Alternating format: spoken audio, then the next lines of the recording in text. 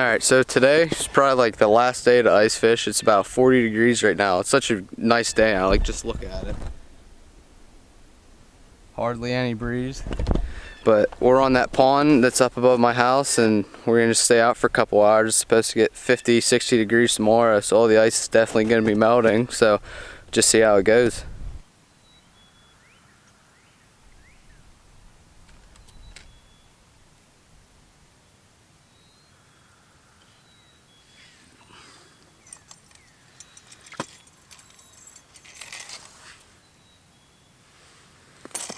Got him. Ooh, he's a nice one. Check out that one. There we go. Let him go. So I decided I'm going to switch it up today. I figured I've owned the 4-inch Garmin portable for long enough now. I used it for ice fishing that I would do a review on it today. I've kind of come around to understanding it, knowing how it works, and I'm just going to give a quick little review on it while I'm out ice fishing. So one thing I will say about this portable Garmin is when you first get it in the box, it definitely is a little bit of a headache putting it together. It doesn't come with directions and the way all the parts are put in there. But once you kind of get the hang of it, like understand where everything goes, it's not too bad. But I kind of just thought that part was a little annoying. But I mean, for $200, I kind of understand that it's not going to be the best. The sonar isn't the best. It doesn't have like an adjusting knob, but it still works. Like, you're able to read it and understand it. Like, it works for what it does. The cheap part's the floater, which is that piece of noodle there. I just tie a knot, just fold my cord in and tie it for wherever I want the depth to be for my sonar to be, like right below the ice, so I can adjust it like that. And then I just run it out that side pocket right there. There's a side pocket, how I put everything in, and there's a back pocket for the battery in the back. I keep everything in there. I have the charger in the back pouch as well, so everything's always together. So once it's turned on and put in the water, the only negative comment I have about it is, like, when I'm jigging, like, it's not picking it up. You need the sonar in like a certain position. But if I bring it up and I jig, I get in a spot, you can see it right there where my bait's at. So I usually have to, like, I'll drop it, and you have to give it like a really hard pull to even see where it's at. So like right there, I'm around 6, and it won't come up every time, then it'll drop back down. So then I kind of just use that as like a general reference. I know where I'm at. Then if I see fish movement, like, it's picking it up now, but it's always a hit or miss. But if I see fish movement in the area I'm at, and they're getting like real active when I'm jigging, I know that they're zoning in on my bait. I just can't necessarily see it all the time because it's not the strongest sonar there is.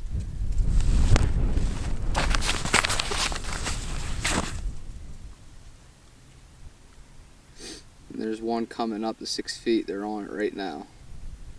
I see them moving.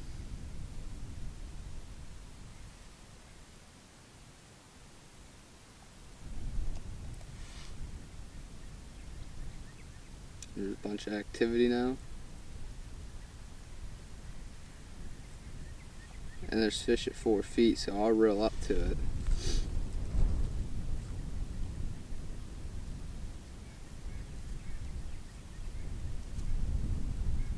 One just bumped it.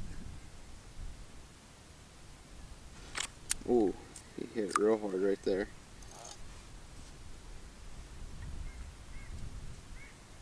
So you can see how many are on it. And it's not too bad, it's just you can't necessarily see your bait all the time. They're still on it, but you gotta look for the mark of where the fish is, then kind of guide your bait there. And there he is, he's on. It's a big bluegill.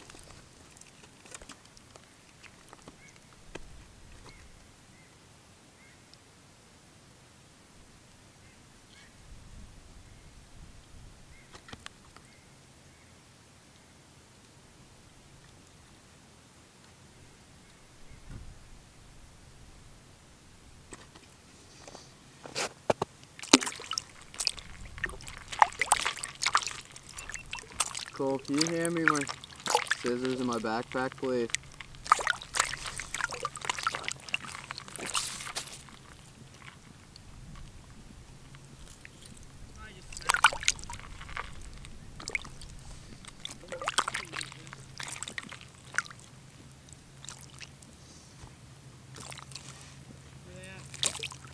Second pocket, they're down in one of those pouches.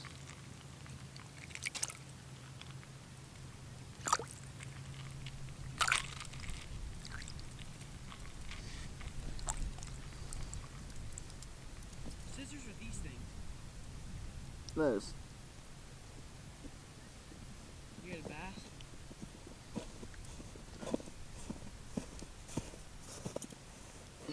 Thanks, buddy. You have line. What? You have line. Oh, yeah. Just snapping it. Whatever.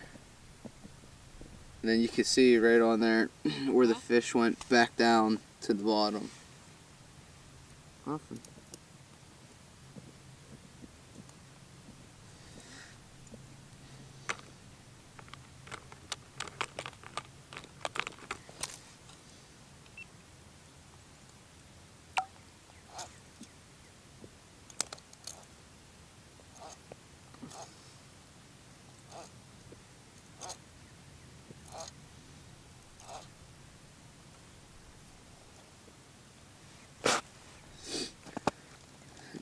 Picking up again right at 6 to 4 feet, and there's a lot of movement on the bottom, so I'll drop it down a little bit just to see if anything comes off the bottom, rises up or not.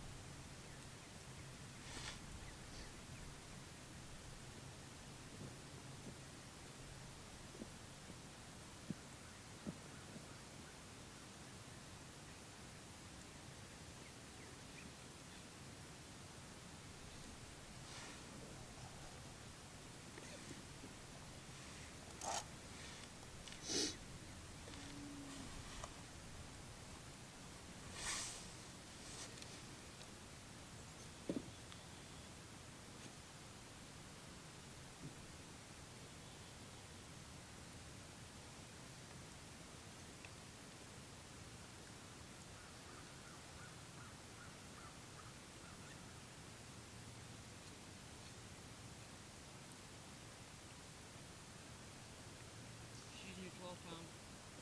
Yeah, that's what I have in there.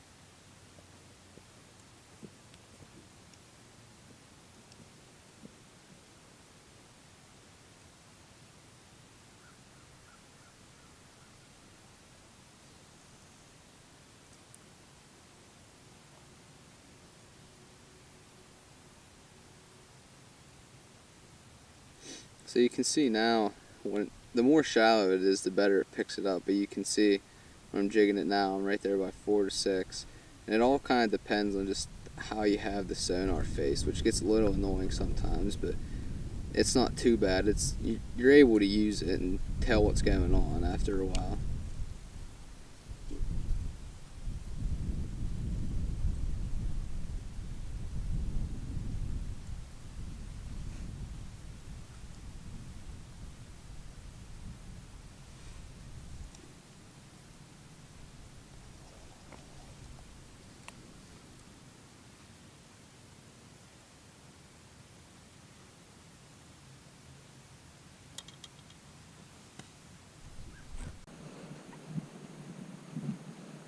So you can see how many are on it.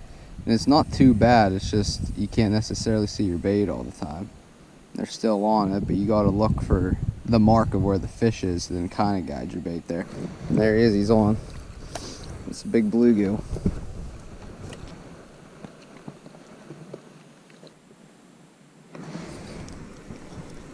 That's a bass. That's a big bass.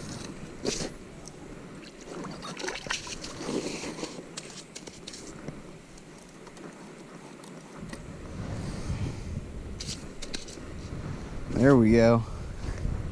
Well, we're gonna finish rounding up all the tip-ups and call it a day. I caught about, actually I landed 3, my brother landed 1, missed a couple on the tip-ups, and Wasn't too good of a day. Thought it'd be a lot better for how nice out it was, but oh well, get them next time.